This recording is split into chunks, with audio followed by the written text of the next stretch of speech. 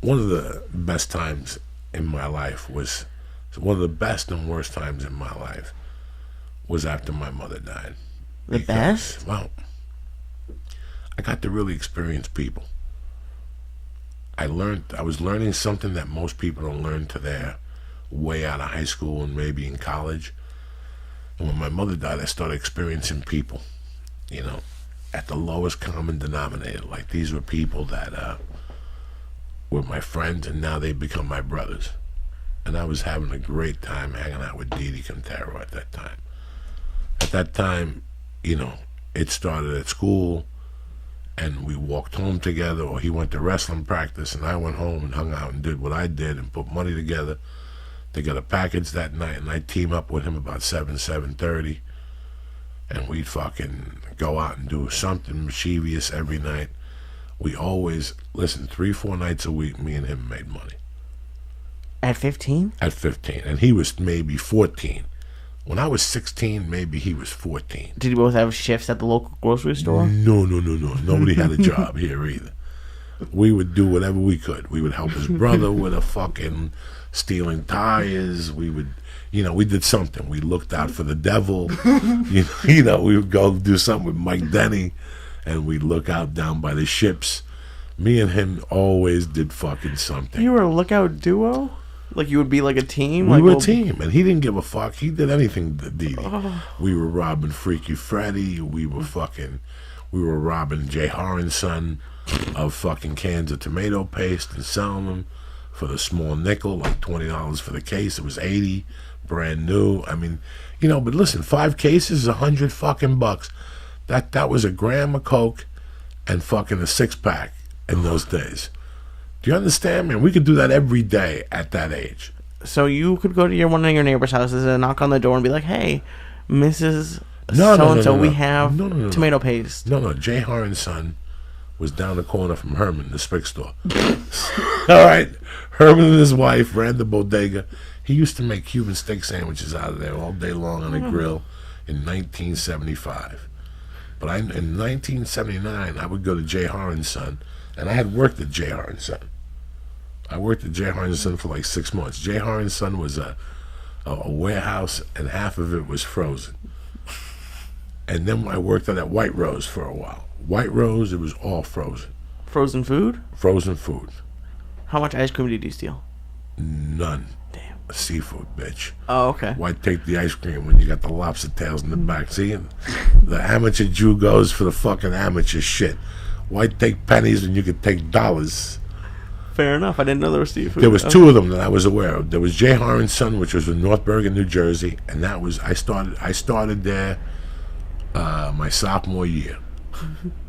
I didn't play football. I was going to play basketball, and there was an opening there, and they paid $6.50 an hour, and it was just picking orders and then loading them on a truck.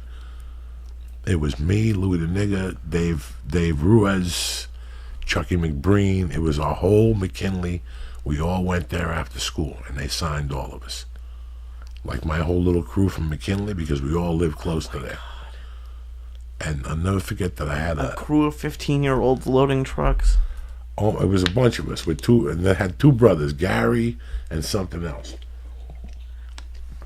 And it was me, John Bender, a bunch of us worked at Gary Horan's son. And I'll never forget that one afternoon I went there stoned. And I had what's these things when you push them? A hand cart. Yeah, a hand cart. A hand cart. And what you do is you go up to the boxes and you pull the boxes out, and then you pull the boxes over and put the hand cart in. Right. And you push it to the trucks. And then there'd be somebody right there in the truck, and they'd hold on to the thing while you pull the hand cart. Fair enough, yeah. So you could get it out with the boxes. So you could get out with the boxes. So I would load the truck. So they go get, 10 cases of tomato paste, or 10 cases of whatever. It was all restaurant supplies, but in metal things, like these things. And there was 4 in a case. Okay. So do you understand me? They would have all this in cases, and then they would have the freezer thing where you needed clearance to go in there. That's where your fried shrimp were. That's where all those little foods you like were. Oh, the dumplings. The dumplings, all that type of shit were in there. So one day, we used to work 4 to 9. That's it? 5 hours. When you're in fucking high school? Yeah, I guess when you're lifting stuff too, it's going to be hard work. So fucking $30 times 5, that's $150 a fucking week. That's $600 a month. You were living like a doctor in high school off of that money. I lasted like, I don't know, a couple days. That's when I was spitting blood and they put me in the hospital. But let me get to my fucking story here. I'm taking the cart in. I got the 4 cases of whatever that's heavy. I'm pushing it to the truck. Boom! I hit the lump. I get on the truck. The guy comes over. In this case, it's Louis Hernandez, a.k.a. Louis the Nigger. He comes over. I put the cart down, and we can't get the thing out. I'll never forget this. Louis had an afro. So Louis went to pull the cart, and he had his head in the thing, and the cases fell back. And the cart and his head got stuck. But here's the beauty. When I got Louis out of there, you could see the imprint in his afro from where the metal had gone through all the way. So his afro was from here, from his ear, to maybe on top of his ear. And then it was like 3 inches. It was fucking classic. You couldn't write this. He looked at me and said, "What happened?" The thing just locked. I thought he was dead. Jesus. He lived.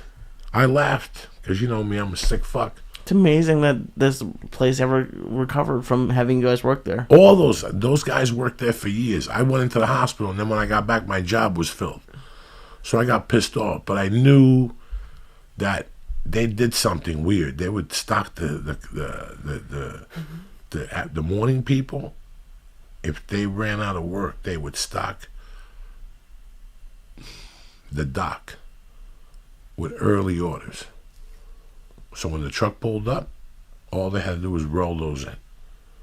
Got it. They already had the paperwork on a board right next to the truck. So I knew this. So I knew that if you went there at 1:32, oh my God, there was always cases on the thing. Me and Dee Dee used to cause havoc in that neighborhood. Do you understand me? We knew all the ins and outs to all the places. Did you ever steal like an entire restaurant's order for the day? Like, how much did he take? I don't know, Lee. I don't know. In those days, it was like fresh produce and shit. We would clip 2-3 boxes and we run them right up the corner to the Spick store. He would give us an envelope. We'd throw in 2 steak sandwiches and 2 sodas, and that was it. And we took that money and we ran. That was our own private neighborhood there. There was a couple drug dealers we nailed. There was an appliance store that we had clipped one time because they left their fucking warehouse shit in the back. How dare they? All those little businesses were always in danger around there. 15 years old, you were like a duo of death. There was a guy that would give us money to bring him sawdust every week. What? Because he had a transmission shop. So he would give us $50 a week. Not only did we steal, but we hustled too. Where do you steal sawdust from? The lumber yard. We go to the lumber yard and just tell them we want fucking sawdust. Come on, Lee, you gotta be fucking creative here. But that's what me and him did. Him and I don't know how we did it till this day. No car. Everything was done on foot. Everything was done on foot. How? We were kids. Don't even fucking ask me.